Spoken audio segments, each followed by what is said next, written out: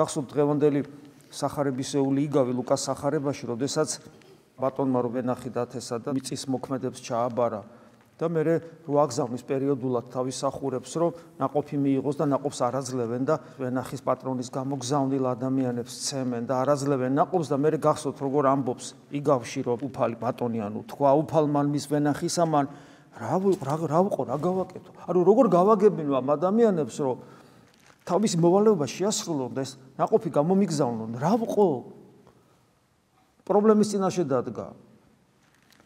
მივავლინო ძე ჩემი საყვარელი, ვინ უწყის შეიკდიმონ, ანუ ეგების შერცხვეთ. ეს იგავური სახეა, გესმით ხო? რომელსაც უფალი უყვება ადამიანებს, როგორც იგავურ სახეს ღვთის განკაცების.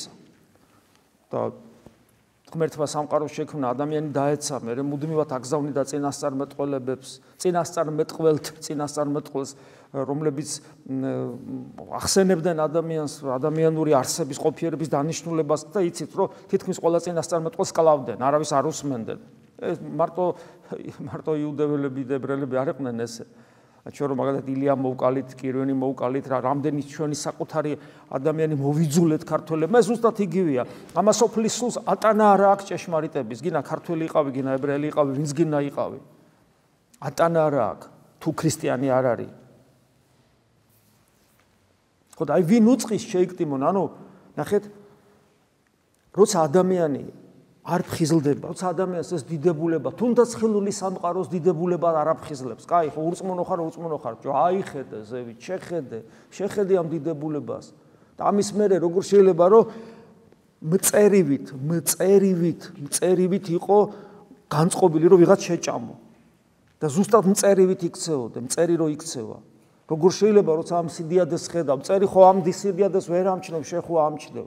მერე თუ მით უმეტეს ცოტათი მაინც თუ ჩაუღმავდები და რწმენა ჩემოდის მით უმეტეს და როცა ადამიანს ვერაფერი გააგებინა გადაწყვიტაო ჯერ იჩინა ღმერთმას გადაგებით ამით სისულელისათა როგორც პავლე მოციქული ამბობს ეჩვენებინა კაცოვრიობისათვის თავის თავი დაენახვებინა და ღვთის განკაცება მოაზროვნე რელიგიური ადამიანისათვის შოკია, შოკის მოგვრაა ეს, აი რაღაცა შოკური თერაპია, იმიტომ რომ აი ამ სიდიადის შემოქმედი ტრანსცენდენტული ღმერთი ადამიანი ხდება, ეს ცოდნა, ეს ინფორმაცია თუნდაც უკვე შოკის მომგვრელია.